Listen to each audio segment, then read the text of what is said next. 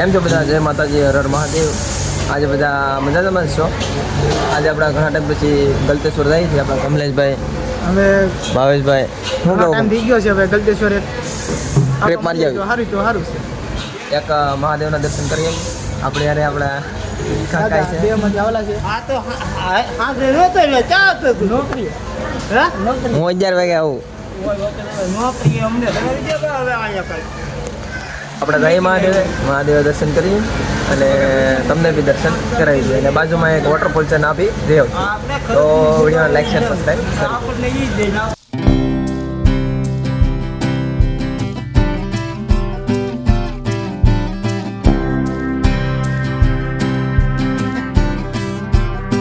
તો ભાઈ તમને ખબર તો હશે કે આપણે સુરતથી ગલતેશ્વર રસ્તે જઈએ ને આવું મસ્ત મજાનું લોકેશન આવે, બે બાજુ ઝાડવા આવે અને મસ્ત મજાનો રસ્તો છે વચ્ચે.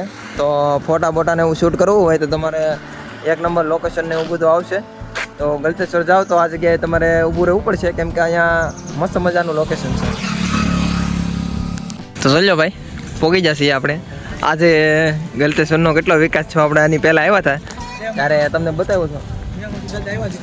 દયામાંથી અમારા દાદા આવ્યા છે. જોઈ લો તમે, આ ભાઈના પપ્પા, મહેશભાઈના પપ્પા.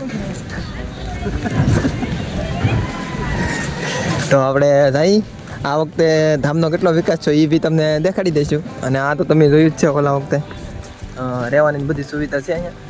અને જુઓ આ વખતે નવું બને છે તો નવો બગીચો પણ તમને દેખાડી દઈશું. તો પહેલાં તો મંદિરે દર્શન કરી આવીએ, પછી એ બધી વસ્તુ દેખાડી દઈએ.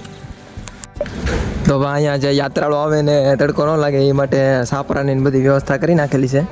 ઓલા વખતે આ હતી નહીં. અને આ બાજુમાં નવો બગીચો બની રહ્યો છે. તો એ આપણે દર્શન કરીને પછી તમને એ બગીચો દેખાડી દઈશું. આ ચાલજો ભાઈ. તડકો ન લાગે, વરસાદ ન લાગે, ઠંડીથી તો બચી ન શકીએ, કેમ કે ઠંડી તો આરપાર વહી જાય. તો ચાલો મિત્રો દર્શન કરી લઈએ.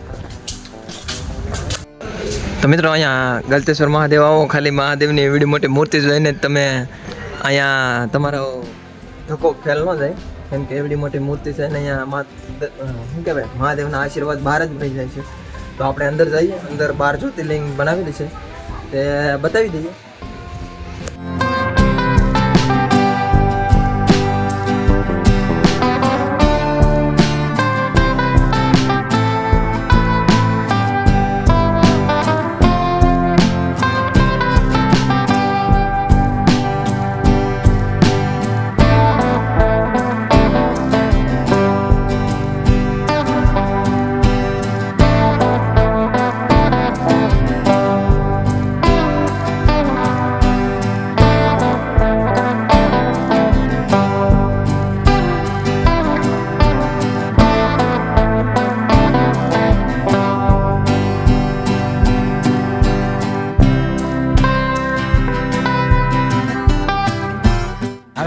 તો મિત્રો આપણે મહાદેવના દર્શન કરી અને બહાર આવી ગયા.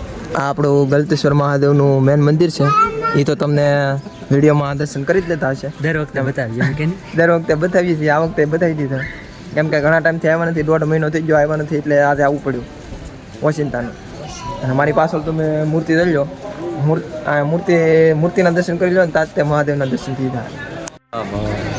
તો મિત્રો આપણે મહાદેવના દર્શન કરી અને હવે સાઈડમાં બગીચો બનાવેલો છે, ત્યાં જઈ શું કહું. અને બાજુમાં જ એક મસ્ત મજાનો વોટરફોલ છે. તો તે જગ્યાએ બી જવાનું છે. તો છેલ્લે સુધી બન્યા રહેજો, તમને તો વોટરફોલની મજા માણવાની મજા આવશે. એમ જ છે ને? તો વાંધો નહીં. તો ચાલો મિત્રો, જો આ બગીચો છે, બગીચામાં જઈએ. બગીચામાં કેવા ફૂલ છે બધું એ તમને બતાવી દઈએ. તો મિત્રો આ આપણો બગીચો છે, તમે જોઈ શકો છો. અહીંયા તડકાની સુવિધા માટે બેસવાની બી વ્યવસ્થા કરવામાં આવેલી છે. 1 2 3 4 અને પેલી બાજુ મોટો શેડ અને આ બાજુ ફળ ફૂલો આવેલા છે. તે બી તમે જોઈ શકો છો. તો આવી રીતનું હતું આપણું. અને પાછળ બીજો એક મસ્ત મજાનો બગીચો છે, તો ત્યાં બી જઈશું અને તમને બતાવીશું. પછી આપણે પાર્થ વોટરફોલે જઈશું. તો મિત્રો સૌથી પહેલાં આપણે અહીંથી જ વ્લોગ બનાવવાની શરૂઆત કરી હતી. અને ત્યારે આ બધી બગીચાની વ્યવસ્થા કરેલી નહોતી, પણ અત્યારે તમે જોઈ શકો છો મસ્ત મજાનો બગીચાને એવું બનાવેલું છે. અને આ બને છે એ આપણે શું કહેવાય આપણે ભોજન માટે પ્રસાદી માટેની વ્યવસ્થા કરવામાં આવી રહી છે. તો ખાસ કરીને જે લોકો આવતા હોય અને થોડોક સમય જાય પછી તો અહીંયા પ્રસાદીની બધી વ્યવસ્થા થઈ જશે. તો થોડા સમય પછી આવશું તો અહીંયા પ્રસાદીની વ્યવસ્થા થઈ જશે.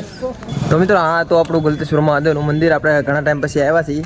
તો વિડીયોને લાઈક શેર સબસ્ક્રાઈબ કરી દેજો. અને આજે આપણે ઓલા વોટરફોલે તો જવાના નથી કેમ કે આપણે કામે બી જવાનું છે 2 વાગે. તો વિડીયોને અહીંયા પૂરો કરશું. તો બીજા વિડીયોમાં મળીશું હવે. ત્યાં સુધી જય માતાજી, હર હર મહાદેવ. ચાલો ભાઈ ઘરે.